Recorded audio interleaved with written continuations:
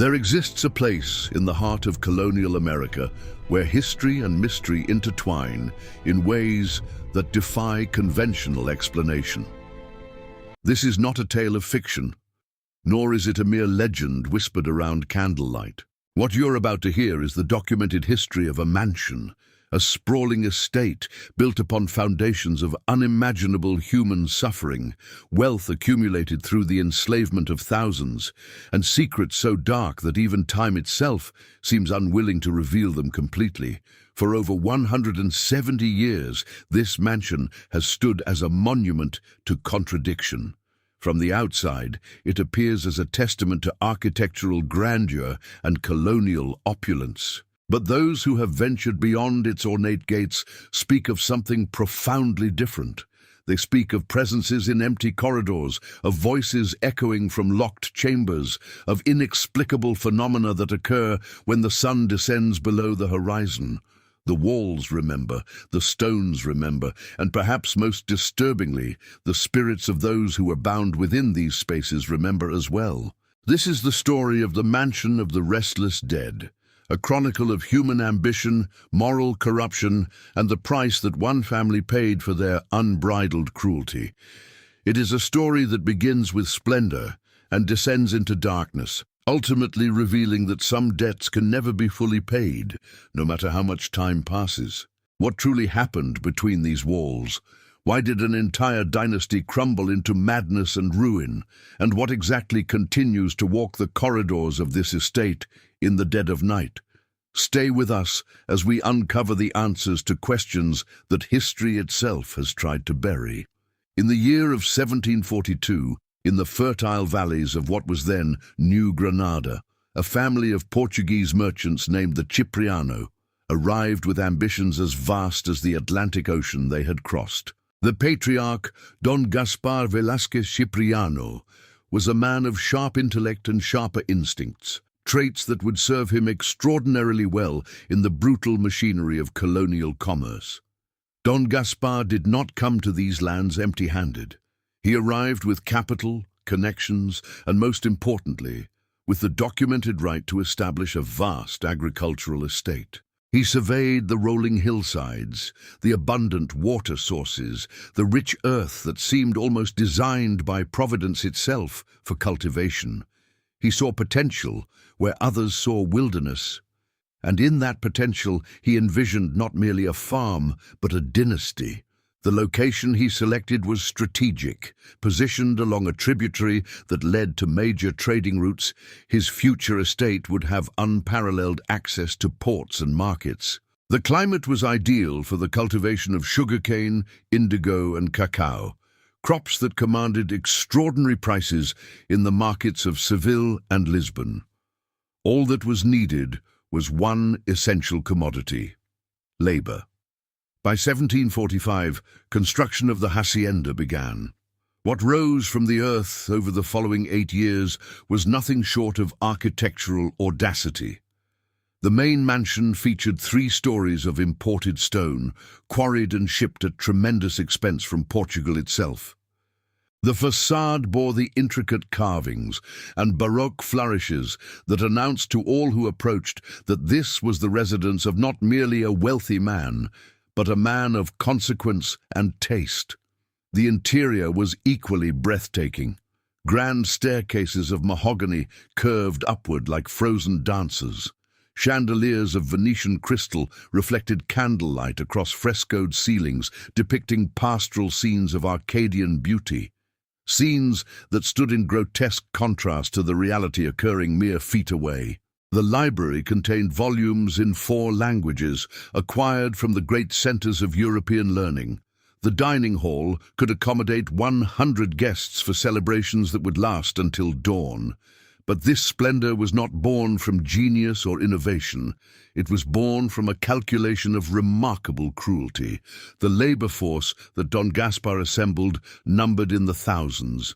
Between the years of 1745 and 1755, over 4,000 enslaved African men, women, and children were brought to the Cipriano hacienda.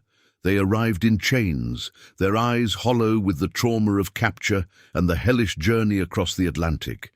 Many did not survive their first month in these tropical lands. The mortality rate in the early years exceeded 30% annually.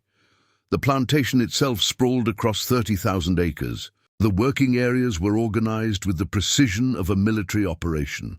The sugar mill, powered by enslaved labor, and the few animals that could survive in the climate, operated nearly ceaselessly. The indigo vats stained the earth, and the hands of workers a deep blue that would not wash away. The cacao fields extended toward the horizon, requiring constant maintenance, constant harvesting, constant human effort. And at the center of all this lay the mansion, pristine and white, presiding over the suffering with the inevitability of a cathedral.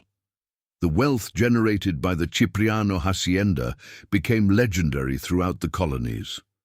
Don Gaspar's correspondence with Crown officials was filled with reports of yields that seemed almost impossible, records that surpassed those of rival estates by factors that aroused both admiration and suspicion. How was such production sustained? What was the secret to such relentless productivity? The secret, as always, was simpler and more terrible than any mystery. It was sustained through relentless, methodical brutality. The enslaved people who labored on the Cipriano Hacienda were subjected to conditions that, even in an era of systematic cruelty, were noted as exceptional in their harshness. The work days extended from before dawn to well after dusk. The food rations were calculated to provide minimal sustenance, enough to prevent immediate collapse, but not enough to provide strength or hope. The punishments for any infraction, real or imagined, were swift and severe. The overseer during this period was a man named Rodrigo Mendes, a Brazilian-born administrator with a reputation for extracting maximum output through intimidation and violence. Contemporary accounts describe him as a figure of nightmare proportions, a man who seemed to take genuine pleasure in the infliction of pain, who viewed each enslaved person not as human, but as a commodity to be used until exhaustion, then replaced. Don Gaspar himself remained largely removed from the daily machinery of this suffering. His role was that of the calculating businessman who signed documents, received reports, and watched his wealth multiply. There is a portrait of him that hangs in a museum in Bogotá, painted in 1750 when he was at the height of his power. He is depicted in profile, dressed in the finest silks, his hand resting upon a globe, his expression conveying absolute certainty in his own righteousness. One could stare at that portrait for hours and never perceive in it the slightest hint of doubt, of conscience, of humanity. But if the portrait does not reveal it, the historical record does. The correspondence that has survived shows a man increasingly consumed by the accumulation of wealth, increasingly isolated from conventional society due to the very methods that generated his fortune. His letters to relatives in Portugal grow more erratic, more defensive, more obsessed with justifications for practices that, even in the colonial context, were approaching the limits of the acceptable. By the 1750s, the Cipriano Hacienda had become not merely a place of production, but a place of terror. The enslaved population had grown to over 7,000 individuals. The escape attempts were relentless, the rebellion plots were constant, and the response from Don Gaspar and his administrators grew increasingly severe. It was in this context of escalating tension, of a system stretched to breaking point through human desperation and human cruelty, that the foundations of what would eventually become known as the Mansion of the Restless Dead were truly laid. Not the stone foundations, which were impressive but mundane, but the spiritual foundations, built from the anguish of thousands, consecrated by blood and tears, sanctified by injustice that would echo forward through centuries. The mansion rose into the sky, beautiful and terrible, a monument to human ambition and human darkness, and in rising it accumulated something beyond mere architectural grandeur. It accumulated a debt written not in account books, but in human suffering, a debt that, as we shall see, would eventually demand payment in the most unexpected and most terrifying ways imaginable. What distinguished the Cipriano Hacienda from other estates of its era was not merely the scale of its operations, but the deliberate architectural design that facilitated the systematic dehumanization of its enslaved population. The mansion itself, in its grandeur and elegance, served as a mask, and beneath that mask, quite literally beneath the graceful floors of the salons and the refined spaces where the Cipriano family entertained distinguished guests, lay a world of profound horror. The substructure of the mansion was extensive. What appeared from the exterior as a 3-story building was, in reality, a 4-story structure, the 4th level being a basement complex that extended far deeper than would be necessary for simple storage.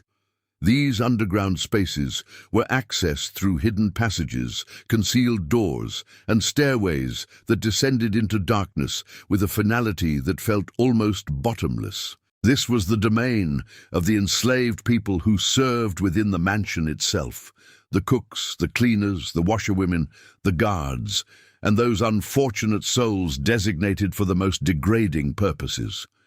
Contemporary accounts, preserved in the journals of a Jesuit priest named Father Miguel de Santana, who visited the estate in 1758, described these spaces with a horror that even ecclesiastical training could not entirely suppress. The dungeons, for they were nothing less than dungeons, were arranged in a series of chambers branching from a central corridor.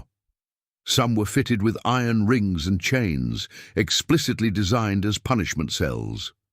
Others were merely dark rooms, their walls slick with perpetual dampness, their air thick with the accumulated miasma of human suffering and bodily function. There was no sanitation. There was minimal light. The temperature in these chambers remained constant throughout the year, perpetually cold, perpetually damp, perpetually hospitable to disease. Father Miguel's account notes that he descended into these spaces only once, despite Don Gaspar's insistence that he inspect them. The priest emerged visibly shaken, and his subsequent letter to his superiors in Cartagena is one of the most damning documents in the historical record. He wrote, "What I witnessed in those depths was not civilization, but rather the very architecture of perdition. I have prayed extensively regarding what I observed, and I confess that my faith itself has been tested by the knowledge that Christian men could construct and maintain such places.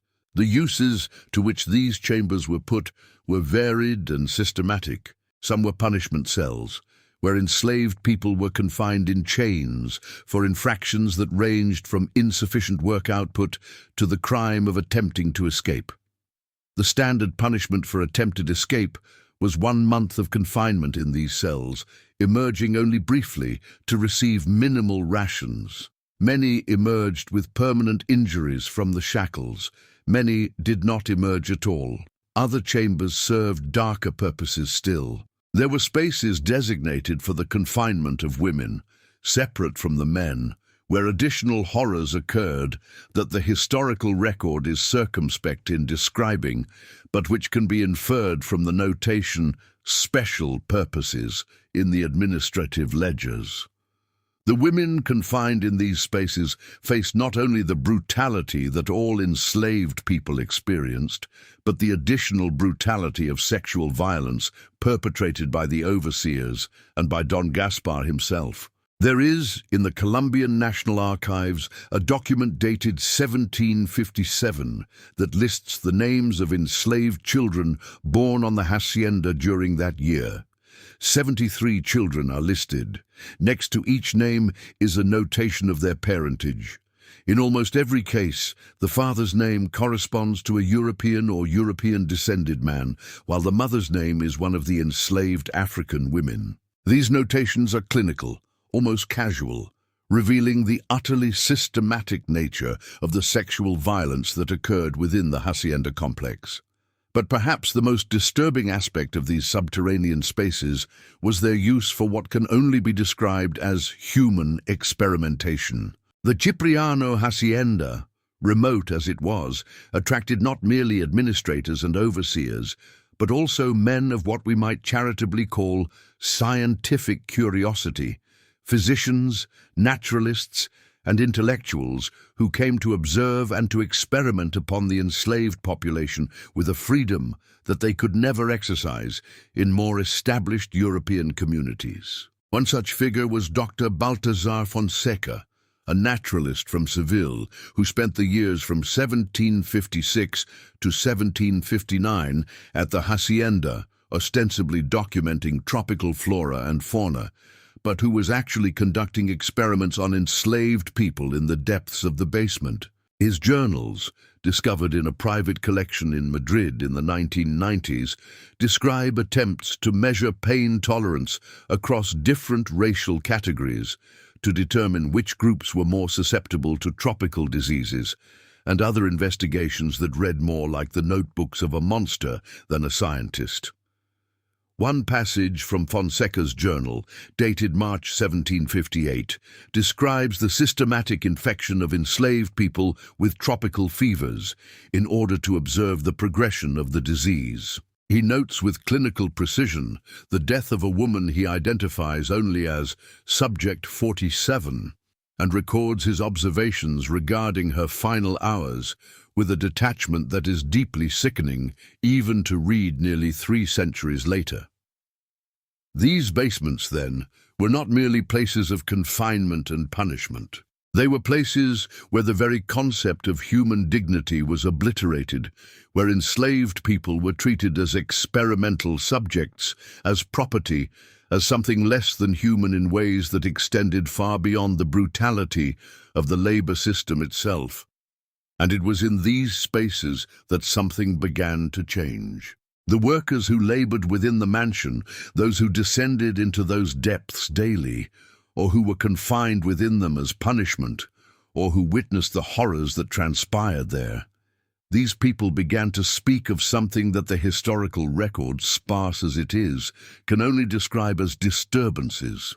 In 1759, there is a letter from the overseer Rodrigo Mendez to Don Gaspar complaining of difficulties in managing the enslaved population, citing what he describes as a pervasive spirit of rebelliousness and a seeming loss of fear amongst even those who have been most severely disciplined.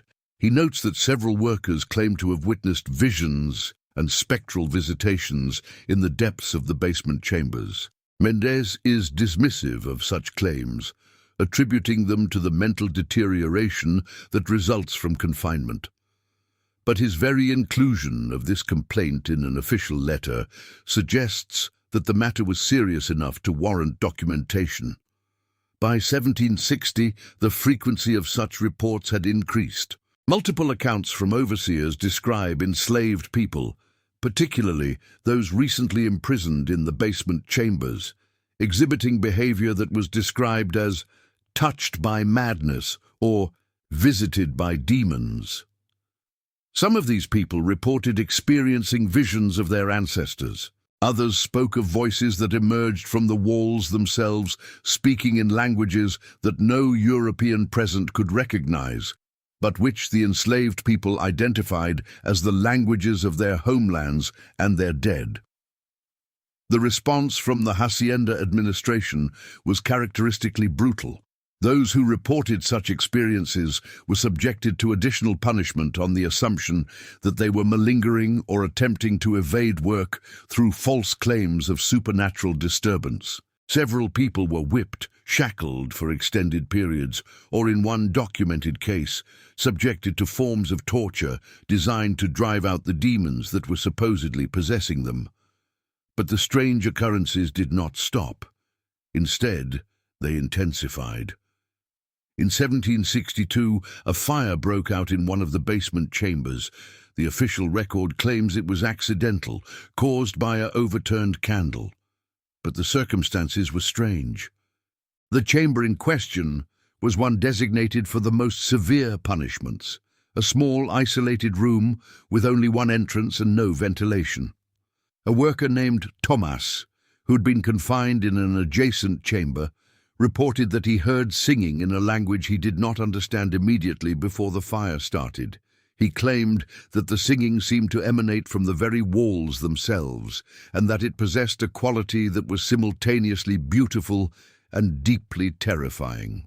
8 people died in that fire, including Dr. Fonseca, who had been conducting one of his investigations in the basement at the time. The deaths were significant enough that the Crown sent an official investigator to examine the circumstances.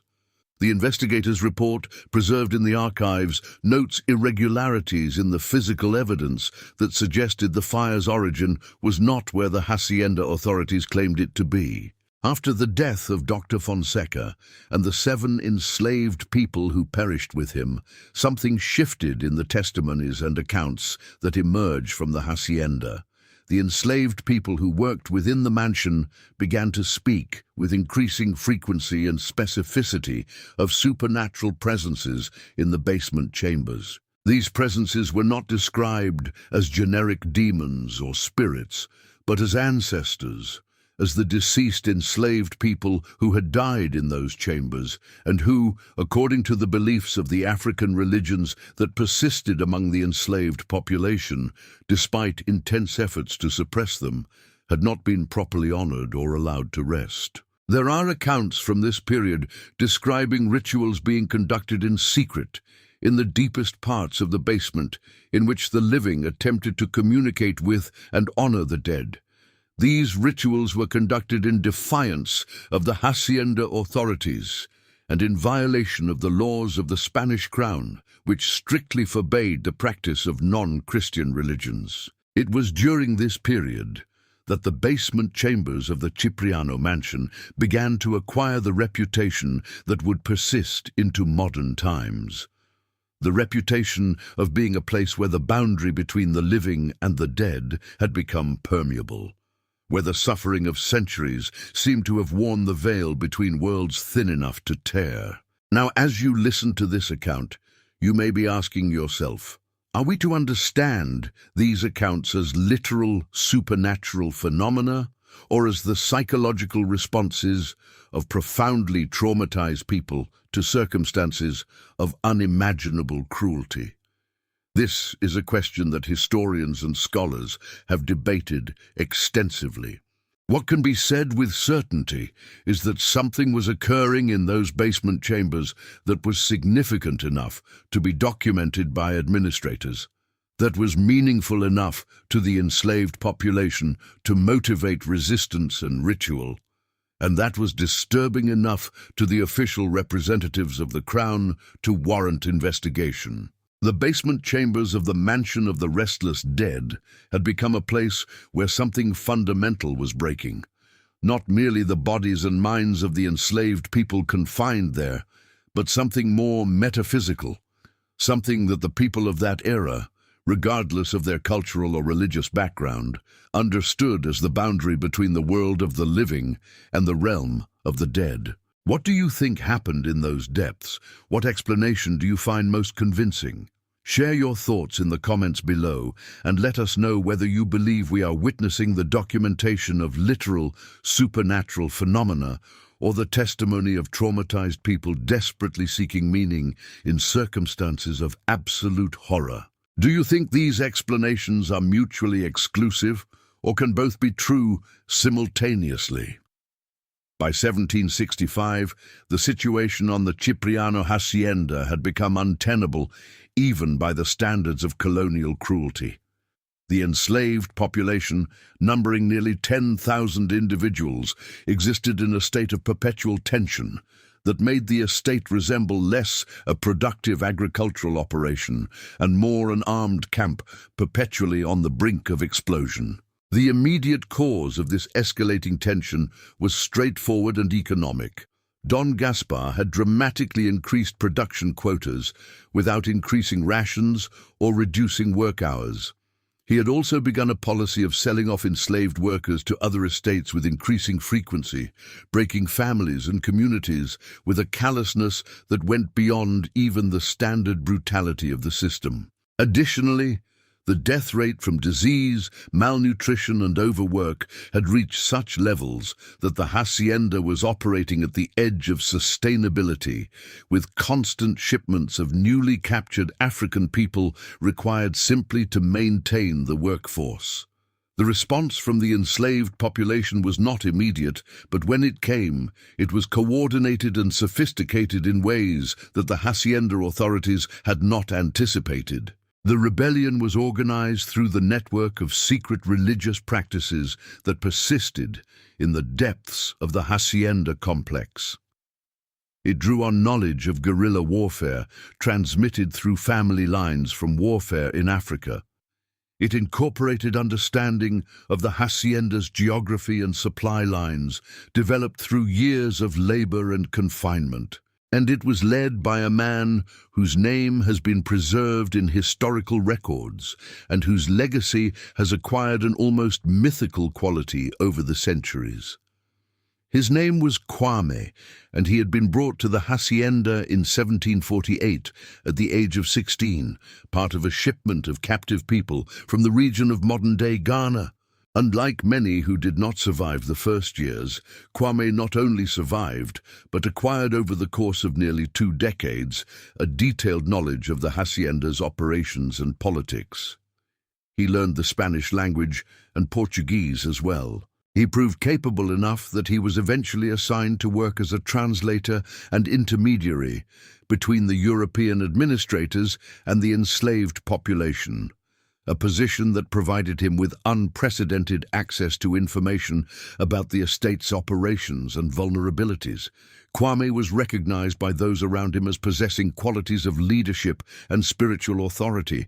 The enslaved people on the hacienda came to regard him as a connection to the African homelands they had lost, a repository of knowledge regarding the religious and cultural traditions that the hacienda authorities sought to suppress.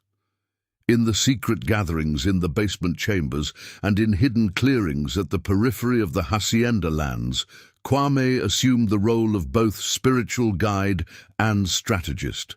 The rebellion began on the night of November 18, 1765, and it unfolded with a coordination that suggests extensive planning. The initial phase focused on securing the hacienda's weaponry and disabling the oversight capabilities of the European authorities. A group of enslaved workers who had been assigned to the hacienda armory seized control of it, distributing weapons to others who had been positioned strategically throughout the estate. Nearly simultaneously, the plantation's administrators and overseers were killed, not in frenzy, but with a deliberate efficiency that suggests careful prior planning of targets and tactics. Don Gaspar himself was killed in his bed by assassins who accessed the mansion through passages that only someone with intimate knowledge of its architecture could have navigated. It is a striking testament to the efficiency of the rebellion that the most powerful man on the estate, surrounded by guards and servants in a location of apparent security, was unable to mount any meaningful resistance. By dawn, the hacienda authorities had effectively ceased to exist. What followed was approximately 4 months of liberated territory. The enslaved people who had seized control of the hacienda did not flee or burn the estate, as the authorities might have feared. Instead, under Kwame's leadership, they reorganized the estate's operations for their own benefit. The brutal work quotas were abolished. The food distribution system was restructured to ensure that sustenance was allocated equitably to all members of the community, not merely to those deemed productive by the standards of the enslaving system. The religious practices that had been conducted in secret in the basement chambers were brought into daylight. The hacienda's chapel, which had been forced upon the enslaved population as a symbol of Christian conversion and European supremacy, was reconsecrated according to African religious traditions. The basement chambers themselves were symbolically transformed through rituals that were designed to honor the dead who had suffered and perished there. Contemporaneous accounts from outside observers primarily from priests and Spanish colonial officials who were attempting to assess the situation, described the liberated hacienda with a mixture of astonishment and discomfort. One official report notes that the freed people had organized themselves with remarkable order and purpose, that they had restored the agricultural operations to productive capacity, and that they conducted themselves with dignity and purposefulness that was most unexpected from people so recently subjected to enslavement. But the colonial authorities could not allow this situation to persist. The liberation of a hacienda and the establishment of a self-governed community of formerly enslaved people represented an existential threat to the entire colonial system. If other enslaved people learned that rebellion could succeed, that the hacienda could be seized and reorganized for the benefit of the enslaved rather than the enslavers, the entire apparatus of colonial slavery would be threatened. The response was military. In March of 1766, a force of colonial militia, numbering approximately 500 soldiers, advanced on the Cipriano hacienda. Kwame and the leadership of the liberated community prepared to resist, but they were severely outmatched in military capacity. What ensued was not a battle in the traditional sense, but rather a systematic military operation designed to restore control and to inflict catastrophic punishment on those who had dared to rebel. The colonial forces surrounded the hacienda and laid siege. They cut off supply lines and prevented the liberated community from receiving additional resources or support from surrounding sympathizers. The siege lasted for 3 weeks. During this time, Kwame attempted to negotiate, but the colonial authorities made clear that their only objective was the unconditional surrender of those responsible for the rebellion and the re-establishment of total control over the enslaved population. On the night of March 28, 1766, Kwame made a decision that would ensure his place in both historical record and in the collective memory of the enslaved people on the hacienda and beyond. He led a group of approximately 200 fighters in a final assault on the colonial forces, knowing with certainty that this assault could not succeed militarily, but would give the remainder of the liberated community time to attempt to disperse and escape into the forests and mountains surrounding the hacienda. The assault was slaughter. The colonial forces, prepared and militarily superior, systematically annihilated Kwame's forces. Contemporary accounts describe the carnage with a clinical coldness that barely conceals the magnitude of the killing. Kwame himself was killed in the assault, though accounts differ regarding the exact circumstances. Some records suggest he was killed in direct combat with colonial soldiers. Others claim that he was captured and executed. With Kwame's death and the destruction of the rebellion's leadership, organized resistance on the hacienda collapsed. Many of the remaining liberated people attempted to escape into the surrounding territories. Others were recaptured by colonial forces. Still others retreated into the basement chambers of the mansion itself, where they attempted to mount a final defense. What happened in those basement chambers in the final days of the liberation is documented only in fragmentary form, in the reports of colonial officers, and in the oral traditions preserved in the communities of formerly enslaved people and their descendants. But the combined testimony suggests a final tragedy of staggering proportions. The colonial forces, determined to completely suppress the rebellion and to restore total control over the hacienda, systematized the killing with a brutality that even exceeded the standards of colonial military operations. Many of the enslaved people who had retreated into the basement chambers were killed where they were found.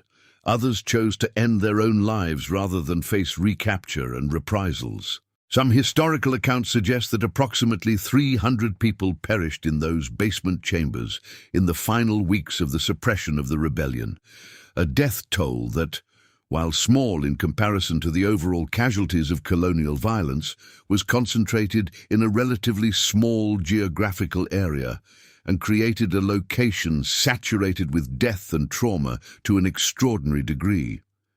Among the dead was Kwame himself. His body, along with those of other rebellion leaders, was displayed in the hacienda courtyard as a warning to any who might consider further rebellion. The degradation of his corpse continued for days until colonial authorities, fearing that the martyrdom was creating sympathy for the rebellion rather than suppressing it, finally ordered the bodies removed and disposed of in unmarked graves in the forest beyond the hacienda compound. In the aftermath of the rebellion's suppression, the hacienda was reorganized under intensified control. The colonial authorities installed a military garrison directly on the property. The enslaved population was subjected to punishments of shocking severity designed to ensure that any thought of further rebellion would be immediately suppressed by fear. Those who had participated in the rebellion, even in minor capacities, were tracked down, captured, and executed with public ceremonies designed to serve as spectacles of terror. The basement chambers, the site of so much suffering and death during the rebellion, were sealed. Officially, this was to prevent the spread of disease. But in the accounts preserved in oral tradition and in the fragmentary documents that remain, there is a persistent assertion that the sealing of the chambers was motivated by something more, by the conviction of both the colonial authorities and the enslaved people that something had fundamentally changed about those spaces, that they had become places where the boundary between the world of the living and the world of the dead had been torn permanently open. The years immediately following the rebellion saw an extraordinary outbreak of what were documented as supernatural phenomena on the hacienda. Multiple accounts describe sounds in the sealed basement chambers, sounds that were characterized as screaming, singing, or voices speaking in languages that no living person present could recognize or understand. Workers assigned to various tasks reported witnessing apparitions. Several workers, terrified by these phenomena, fled the hacienda and refused to return. Don Gaspar's widow, Doña Maria Cristina, attempted to rehabilitate the hacienda's reputation and operations. She hired a new administrator, rebuilt the production system, and sought to restore the estate to its former prosperity, but she was unsuccessful. The hacienda's productivity, which had been extraordinary under Don Gaspar's brutal regime, never recovered to its former levels. Workers who could flee did so. New workers arriving from Africa seemed reluctant to remain for extended periods, and a persistent reputation began to form, a reputation that the hacienda, and particularly the sealed basement chambers within the mansion, was a place where the consequences of human cruelty had created something that exceeded the conventional understanding of the natural world. By 1780, the Cipriano Hacienda, once considered one of the most productive estates in all the colonies, was in decline. The wealth that had been accumulated through decades of slavery-driven agricultural production was being steadily eroded by decreasing productivity, by the costs of maintaining the military garrison, and by the expenses associated with managing an increasingly unstable, enslaved population. I must pause here to acknowledge the weight of what we have discussed thus far. We have traced a story that moves from incredible opulence to incredible brutality, from human ambition to human tragedy, from liberation to suppression, and from the ordinary world into something that begins to approach the extraordinary. The enslaved people who lived and died on this hacienda, who resisted their enslavement, who rebelled and were crushed, who may or may not have haunted the places of their suffering, they deserve to be honored with our acknowledgement that they were human beings of remarkable courage, resilience, and dignity, confronted by a system of evil that was systematic, that was legal, that was normalized by the society that created it.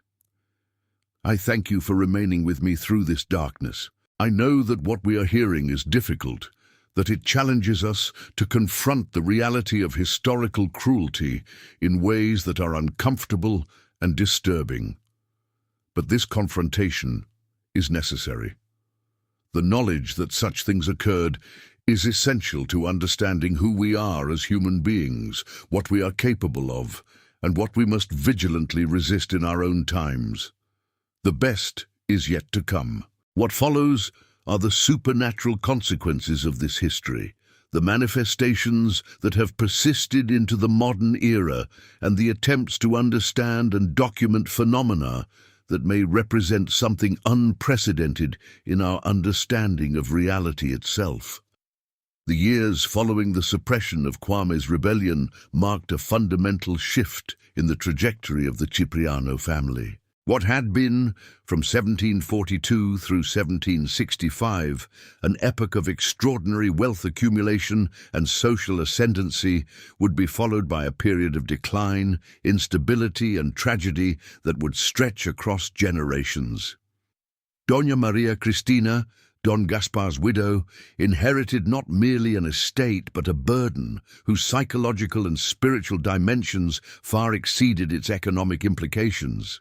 The woman who had presided over the hacienda during the rebellion, who had witnessed the violent death of her husband and the destruction of the slave-driven prosperity that had supported their family's status, was left to manage an increasingly difficult situation with resources that, while still substantial by conventional standards, were insufficient to address the fundamental problems facing the estate.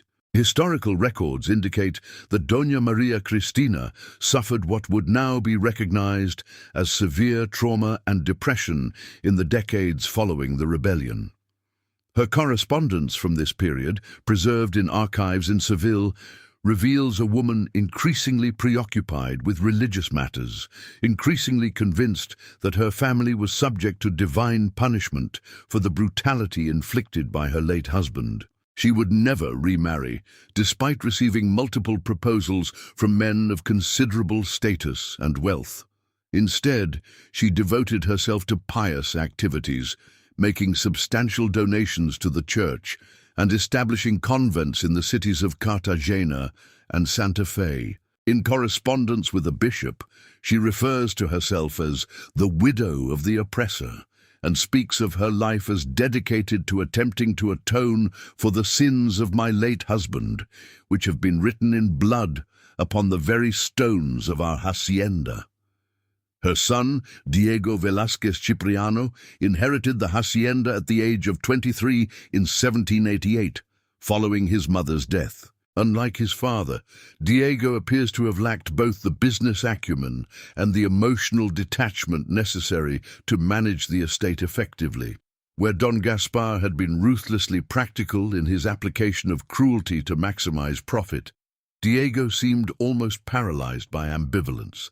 He continued the system of slavery because it was the legal and economic foundation of the colony, but he did so with apparent reluctance and with increasingly elaborate justifications. He ordered investigations into the disturbances reported from the basement chambers, hiring engineers and natural philosophers to attempt to explain the phenomena through rational means.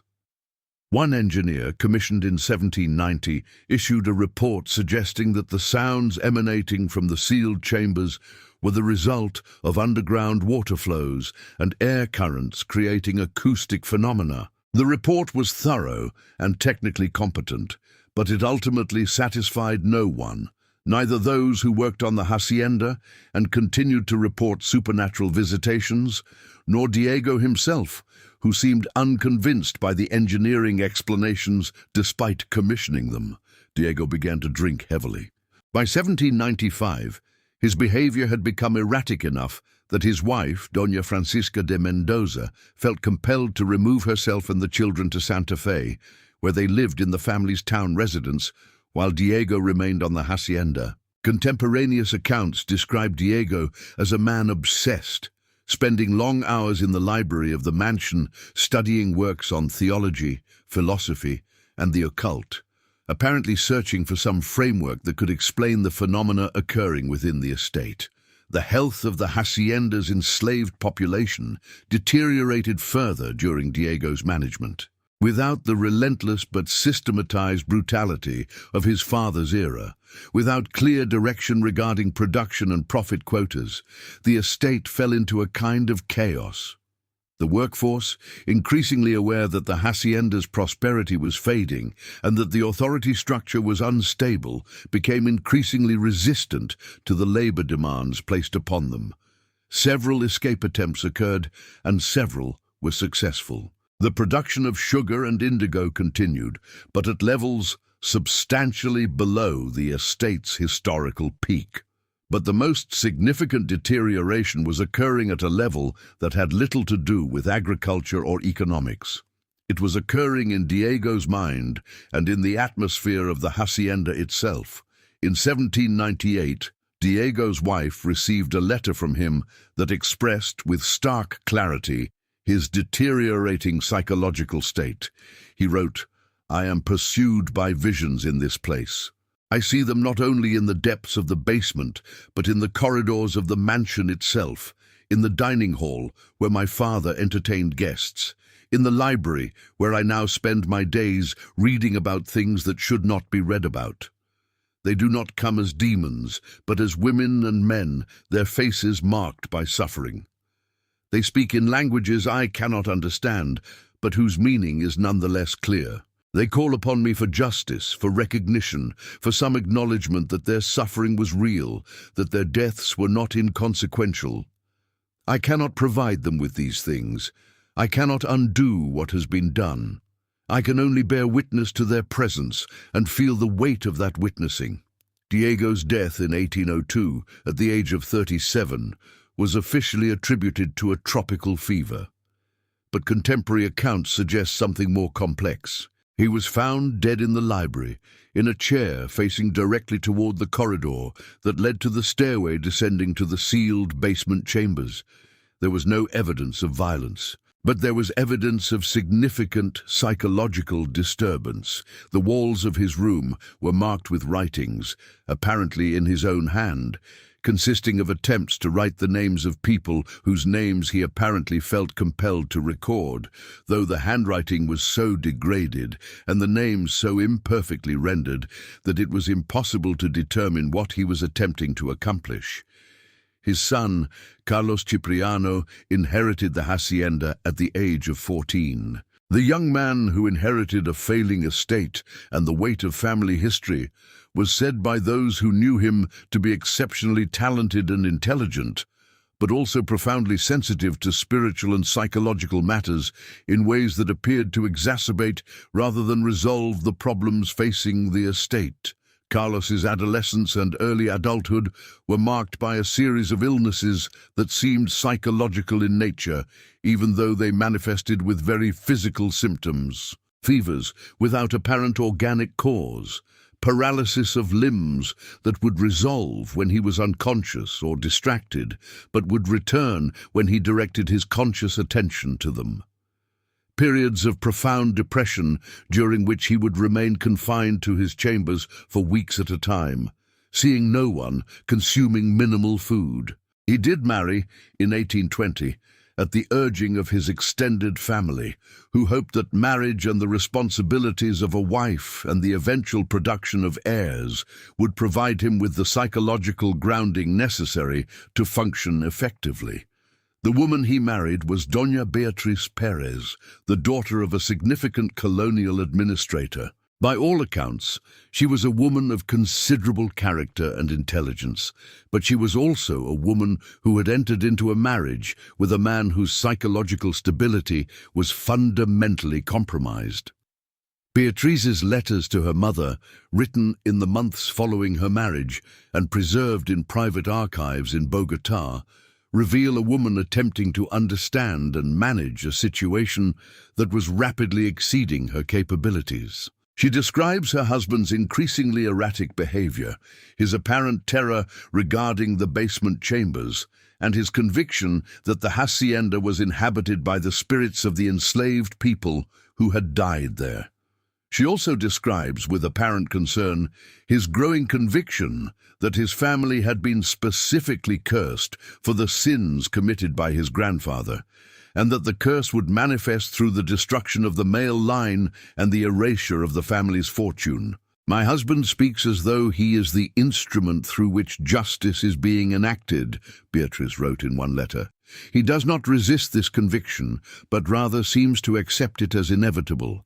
I am deeply troubled by his state of mind, and I fear for his safety and for the future of our family." The isolation of the hacienda, remote as it was, contributed to the psychological deterioration. The communications with the outside world that had once flowed regularly, bringing news from Santa Fe and Cartagena and Seville, became increasingly infrequent. The once grand mansion, with its fine furnishings and artistic collections, began to fall into disrepair. Rooms were closed off. The staff, terrified by the atmosphere and the apparent instability of the master, began to flee at the first opportunity. By 1825, the hacienda was effectively abandoned by the elite families and administrators who had once made it a symbol of colonial wealth and power. The enslaved population, freed by Colombian independence in 1819 and the subsequent abolition of slavery, dispersed rapidly. The agricultural operations essentially ceased. The Cipriano family's fortune, which at its peak in 1760 had been estimated at over 4 million pesos, an extraordinary sum for that era, was depleted through a combination of mismanagement, the withdrawal of enslaved labor that had formed the foundation of the estate's wealth, and the psychological inability of successive generations to effectively manage what they had inherited. Carlos died in 1840, at the age of 52. He had fathered 3 children with Beatrice, but all 3 had died in infancy from causes that the physicians who attended them could not adequately explain. His last years were spent increasingly withdrawn, and there are accounts from servants who remained on the increasingly isolated estate that describe him spending nights in the sealed basement chambers, apparently attempting to communicate with the dead through rituals and practices that combined Christian prayer with elements that seemed drawn from African religious traditions. His death appears to have been suicide, though it was officially recorded as accidental. He was found at the bottom of a stairwell in the interior of the mansion. The official inquiry concluded that he had fallen, but the circumstances were such that virtually no one who examined them believed this explanation. The stairwell had railings. The pathway from his chambers would not logically have led him to that location in the darkness. It seemed far more likely that he had intentionally descended those stairs in darkness, seeking, perhaps, the lowest point within the mansion that would bring him closest to the sealed chambers below. With Carlos's death and the absence of male heirs, the 3 children with Beatrice having all predeceased him, the direct line of the Cipriano family came to an end. The hacienda passed to distant relatives in Spain, none of whom had any interest in maintaining or rehabilitating the property.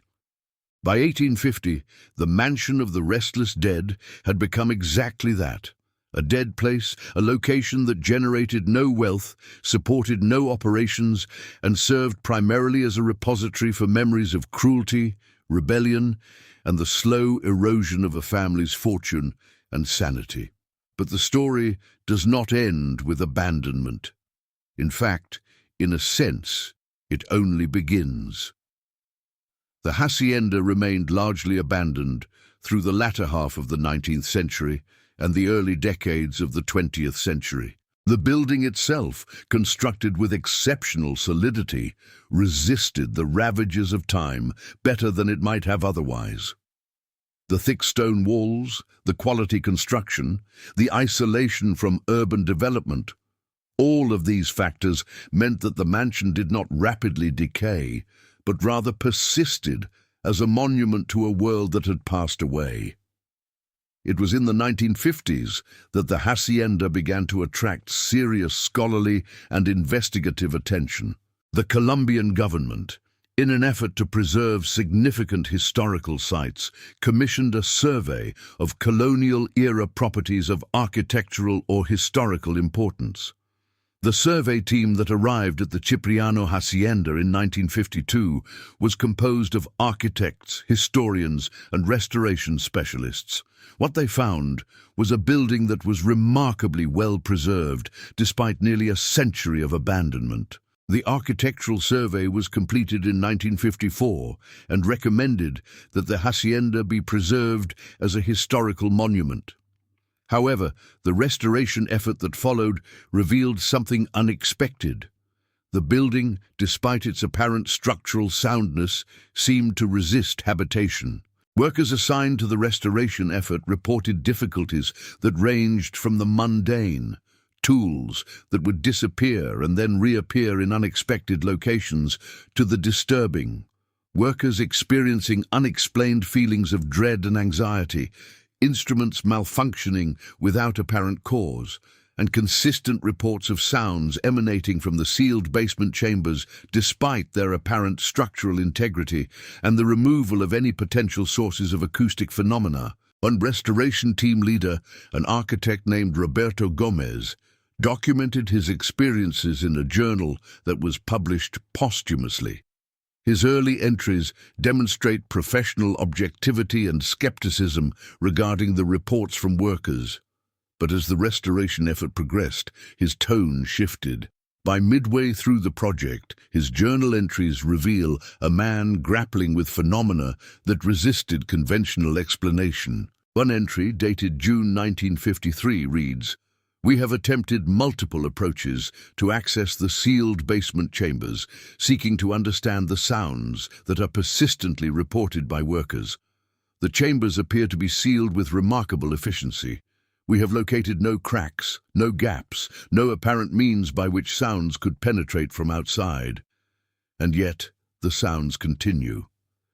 Today, I heard them myself. I stood in the corridor outside the sealed entrance for approximately 20 minutes. The sounds are not random. They seem to follow a pattern that could almost be described as musical, though it is music in no tradition I recognize.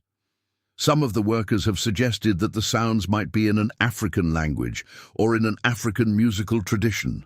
If so, their presence in a sealed chamber that has been closed for nearly 2 centuries is a fact that challenges any rational explanation I can construct. A subsequent entry, dated August 1953, becomes more personal. I have been having difficulty sleeping in the mansion. Each night I experience dreams that feel far more vivid than normal dreams. Dreams in which I witness scenes of violence and suffering. I see enslaved people in chains. I see a man who I somehow understand is named Kwame, though I have not been told this name by anyone, and I encounter no one who provides me with this information. I see him resisting, fighting, dying. I wake from these dreams with a profound sense of sadness and guilt. These are not my memories, yet they feel as though they are. I do not know how to explain these experiences. The restoration effort was eventually abandoned in 1954. The official reason given was insufficient funding, but the journals and oral accounts from workers suggest that the abandonment was motivated by the conviction that the site itself was not amenable to restoration and rehabilitation. The hacienda remained largely inaccessible until the 1970s, when it was purchased by a private collector interested in colonial history. This owner, a wealthy Colombian businessman named Alejandro Fuentes, commissioned a new round of investigations and restoration efforts.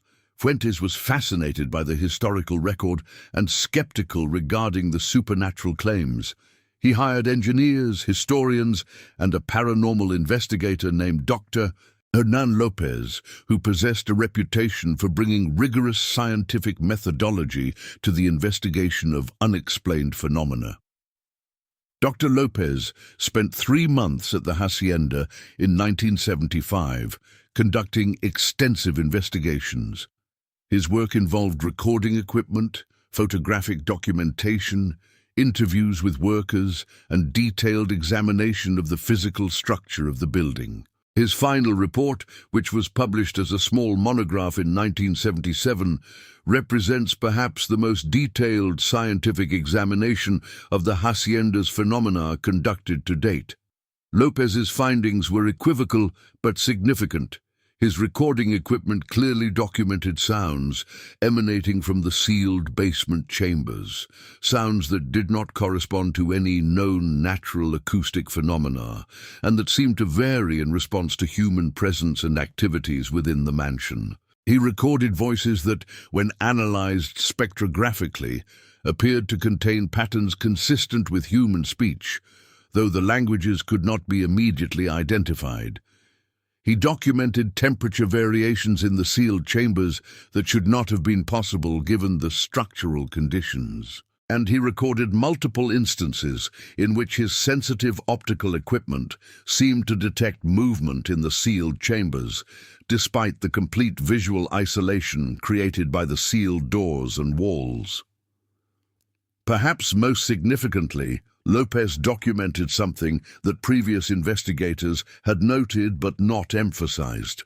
The phenomena appeared to intensify during periods associated with significant dates in the hacienda's history. On the anniversary of the rebellion, the date in November corresponding to Kwame's uprising, equipment sensitivity increased. On the dates corresponding to significant deaths within the Cipriano family, the intensity of the acoustic phenomena increased. Lopez concluded his report with an assessment that combined scientific caution with acknowledgement of the genuine difficulty of the phenomena. The hacienda represents a location in which established categories of physical understanding are challenged. Whatever is occurring within these spaces operates according to principles that do not fit comfortably within conventional scientific understanding. I cannot affirm that the phenomena is supernatural, as that term implies knowledge regarding what is natural and what exceeds nature, knowledge that I do not possess. I can affirm that the phenomena is real, that it is measurable, that it resists conventional explanation, and that any comprehensive model of physical reality must eventually account for the characteristics that this location manifests. Following Lopez's investigation, the hacienda acquired a reputation that extended beyond scholarly circles. It became known among paranormal researchers and occult enthusiasts as one of the most significant locations in Latin America where supernatural phenomena could be reliably documented and investigated. Throughout the 1980s and 1990s, the hacienda attracted a steady stream of researchers, psychic practitioners, and curiosity seekers. During this period, multiple attempts were made to cleanse the hacienda through rituals based on various traditions. A Jesuit priest attempted an exorcism in 1981, following procedures established by the Catholic Church for the removal of demonic presences. The ritual apparently had no effect on the phenomena. Various practitioners of African religious traditions attempted ceremonies designed to honor the dead and to facilitate their passage to the afterlife. These ceremonies seemed to have some effect. Workers reported that the ceremonies produced a temporary diminishment in the intensity of phenomena, but the effects never persisted. Within weeks of each cleansing attempt, the phenomena would reassert itself at or near its previous levels of intensity. In 1994, the hacienda was purchased by its current owner, a journalist and historian named Maria Isabel Santos. Santos established the hacienda as a research facility, creating the Cipriano Institute for the study of historical trauma and paranormal phenomena. This institute has conducted systematic investigations into the phenomena occurring within the hacienda, has compiled an extensive archive of historical documentation regarding the hacienda's history, and has worked toward preserving the site for both historical and scientific purposes. Under Santos's stewardship, The hacienda has been partially restored. Rooms have been reopened and furnished according to historical documentation regarding how they would have appeared during the hacienda's period of occupation. The library has been rehabilitated, and the historical documents preserved there have been catalogued and made available to researchers. The chapel has been restored and is now used for both Christian services and ceremonies from African religious traditions, honoring the spiritual practices that persisted among the enslaved people. Most significantly, Maria Isabel has made the decision not to unseal the basement chambers. Despite significant pressure from various researchers and curiosity seekers, she has maintained that the sealed chambers should remain sealed, both as a form of respect for the dead who perished there, and because the mechanisms that have allowed the phenomena to persist, whatever they might be, appear to be somehow associated with the sealed nature of these spaces.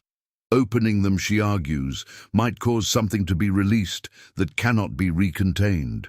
Contemporary experiences of the hacienda are perhaps more complex and more varied than those documented in earlier eras.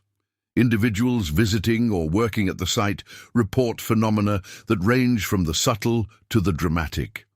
Some report only vague impressions of unease or melancholy while in certain areas of the building.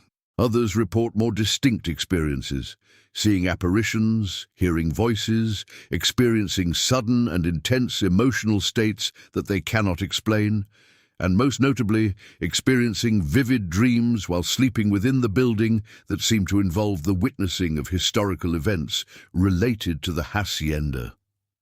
One documented case involved a researcher named James Crawford, an American paranormal investigator who spent 2 weeks at the hacienda in 2003. Crawford reported that on the 4th night of his stay, he experienced an extraordinarily vivid dream in which he witnessed what he understood to be the final days of the 1765 rebellion. In the dream, he found himself in the perspective of a participant, apparently an enslaved person involved in the rebellion. He witnessed the military assault, the killing of Kwame, and the final scenes of destruction and death in the basement chambers. When Crawford awoke, he discovered that he had no knowledge of how these specific events had unfolded. Yet subsequent research into historical documentation confirmed that the sequence of events he had witnessed in the dream matched, with remarkable precision, the accounts preserved in colonial archives and in the oral traditions recorded from enslaved people and their descendants. Crawford reported that the experience had profoundly affected him, that witnessing, even in a dream state, the events that had transpired had given him a visceral understanding of the historical trauma that the hacienda represents. This phenomenon, the transmission of historical events through dreams experienced within the hacienda, has been reported by multiple visitors. Some researchers have theorized that this might represent a form of traumatic memory imprint encoded into the very structure of the building itself. Others have suggested that the phenomena might represent something more directly supernatural, the intervention of the spirits of the dead, attempting to ensure that their stories are not forgotten, that their suffering is acknowledged, that the truth of what occurred is preserved. In recent years, the hacienda has become recognized as perhaps the most significant historical and scientific resource for understanding the psychological impacts of slavery and colonial brutality. Educational groups visit the site regularly. Scholars conduct research in the archives. Artists have created works inspired by the hacienda's history. And at night, when the building settles into darkness, when the ordinary world seems to retreat somewhat from the physical space of the hacienda, the phenomena continue, inexplicable, persistent, and somehow serving the purpose of ensuring that the voices of those who suffered and died there are never entirely silenced. The sealed basement chambers remain closed, but their presence is felt constantly throughout the building. They are a reminder that history is not merely something that occurred in the past, isolated from the present. They are a reminder that some acts of cruelty create consequences that extend far beyond the immediate moment, that acquire a kind of permanence in the places where they occurred, and that demand acknowledgement and reckoning. The Cipriano Hacienda has become a place where the boundary between past and present, between the historical and the contemporary, between the material and the spiritual, has become permeable. It is a place where the dead, in whatever form they take, seem to insist on being remembered. It is a place where the suffering inflicted through slavery has left imprints so profound that they seem to have altered the very nature of the location itself. What exactly is occurring in the sealed basement chambers? What explains the consistent phenomena documented across centuries? Are we witnessing the manifestation of supernatural presences, or are we witnessing something more subtle? The imprinting of human trauma into physical space, a phenomenon that operates according to principles of psychology and physics that we do not yet fully understand. These questions remain unanswered. But what is certain is that the Cipriano Hacienda, the mansion of the restless dead, continues to demand our attention, to insist upon the acknowledgement of historical truths, and to challenge our understanding of the boundaries between the possible and the impossible, between the explained and the unexplained. The dead do not rest, the mansion does not settle into silence, and the story, in its essential form, remains unresolved, a mystery that persists into the present day, a challenge to those who visit it to confront the realities of historical cruelty, to honor those who suffered, and to remain open to possibilities that exceed our conventional understanding of how the world works. Your engagement with this story matters profoundly. The history of the Cipriano Hacienda is not merely an account of the past. It is a story about how human cruelty creates consequences that persist, about how the voices of the oppressed demand to be heard, about how history itself seems to resist being forgotten or erased. I invite your thoughts in the comments below. What do you believe is truly occurring within the sealed chambers of the Hacienda? Do you find the supernatural explanations compelling, or do you believe the phenomena can be accounted for through psychological or scientific principles? Have you experienced anything in your own life that challenged your understanding of what is possible? Please share your insights and engage with others who are wrestling with these same profound questions. Subscribe to our channel to ensure that you do not miss our next investigation. We are about to embark on a series exploring other locations throughout Latin America where the past seems to resist remaining in the past, where history itself seems to manifest in ways that challenge conventional understanding. Our recommended next video awaits you. A documentary investigation into the floating island communities of Lake Titicaca, where indigenous traditions have persisted for centuries despite colonial and contemporary pressures, and where the boundary between the spiritual and the material remains remarkably permeable. We believe you will find it as compelling and as thought-provoking as the story you have just experienced. Thank you for witnessing this history with us. Thank you for taking the time to engage with a story that demands that we confront difficult realities about our shared past. And thank you for remaining open to possibilities that exceed conventional understanding. The dead are acknowledged, the mansions are remembered, and the search for truth continues.